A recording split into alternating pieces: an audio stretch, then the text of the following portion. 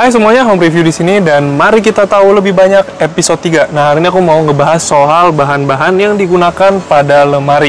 Seperti yang kita tahu, ada beberapa ya bahan yang dipakai untuk pembuatan lemari. Yang pertama itu ada board material, kayu solid, plat besi, dan juga bahan plastik.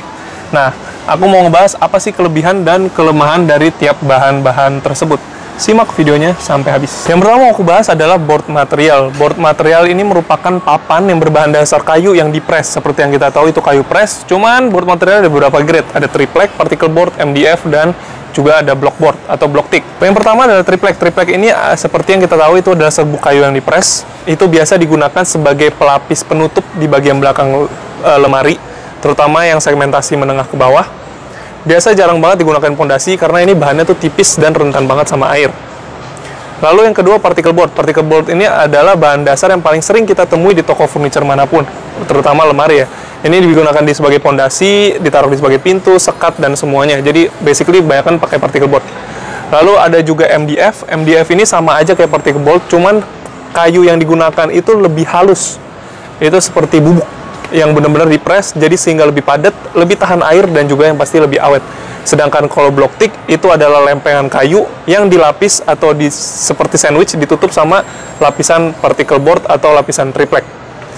Ini biasa ketebalan kayunya itu 20-30 mm, biasa umumnya 25 sih. Jadi harganya juga lebih affordable dibanding kalian beli kayu. Ini adalah bahan yang paling menyerupai atau bahan yang paling mirip sama kayu solid.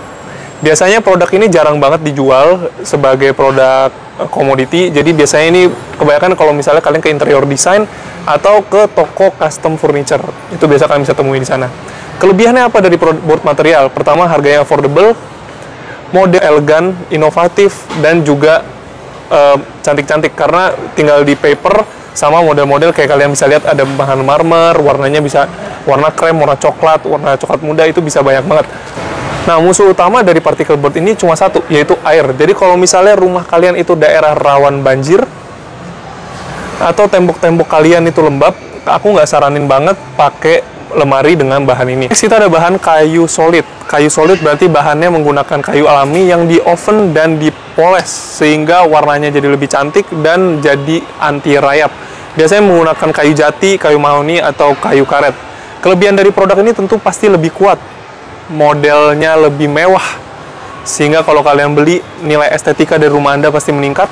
Kelemahan dari produk ini, modelnya itu sangat terbatas. Proses pembuatannya cukup lama, karena ini semua rata-rata kalau produk kayu itu masih handmade orang Indonesia. Lalu produk ini perlu di maintenance beberapa tahun sekali, sehingga warnanya bakal tetap cantik seperti awal kalian beli. Lalu kita ada lemari plastik. Lemari plastik merupakan jenis bahan lemari yang sangat populer 2 tahun belakangan ini. Kalian bisa lihat dari modelnya, bener-bener nggak kayak lemari plastik zaman dulu. Kalau zaman dulu lemari plastik itu identik sama warna norak, harga murah.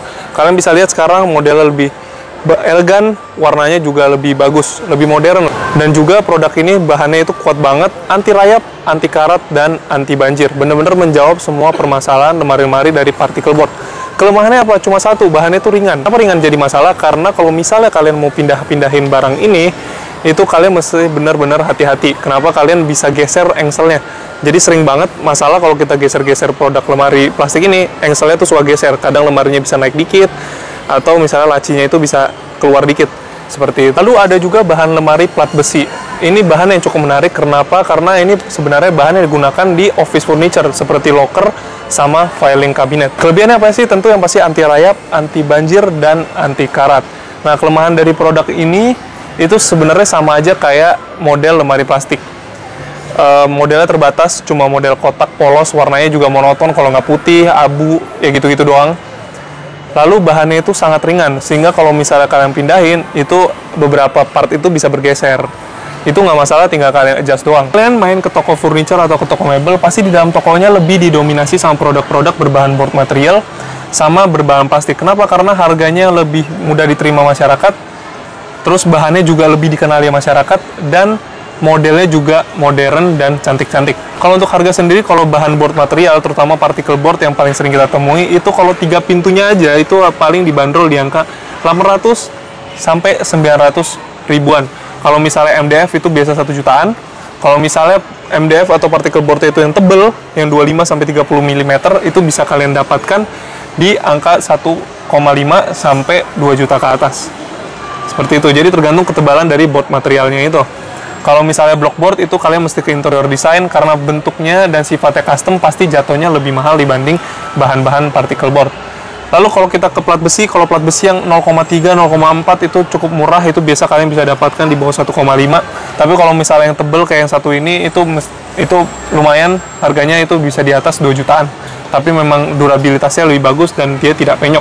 Lalu kita ada lemari kayu. Lemari kayu pasti jatuhnya lebih mahal. Kenapa? Karena itu pertama itu handmade. Jadi kita harus apresiasi para pengrajin kayu Indonesia.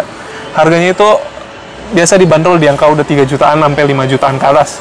Seperti biasa, thanks yang udah nonton sampai menit ini. Untuk para penonton setia bakal aku kasih reward bentuknya tips and trick. Tips pertama, kalau misalnya kalian beli produk berbahan board material, selalu minta penjualnya rakitkan di lokasi tempat kalian mau taruh lemari itu. Nggak cuma di rumah, misalnya kalian mau taruh di kamar, rakitin di kamar.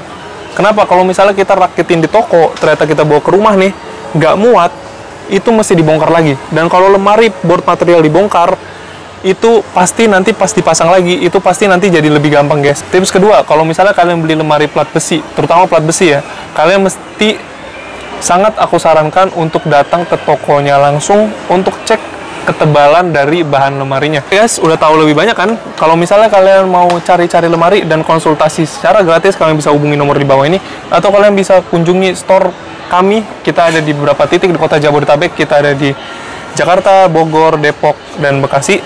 Seperti biasa, aku bakal taruh link di deskripsi supaya kalian tinggal klik dan pilih lokasi yang terdekat dengan rumah Anda.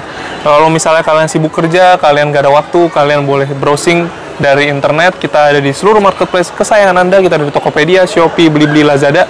Lalu kita juga ada situs resmi di www.magiohomecenter dan online. Banyak banget loh promonya. Lalu kalau misalnya kalian pengen mendapatkan konten menarik tiap harinya, kalian bisa follow kami di sosial media kami, di Instagram dan di TikTok. Kita di @magiohomecenter. Kalau kalian misalnya suka dengan video ini, kalian boleh like. Kalau misalnya kalian merasa video ini bermanfaat, boleh share ke teman-teman kalian yang membutuhkan. Dan jangan lupa untuk subscribe dan klik loncengnya. See you next episode. Bye-bye.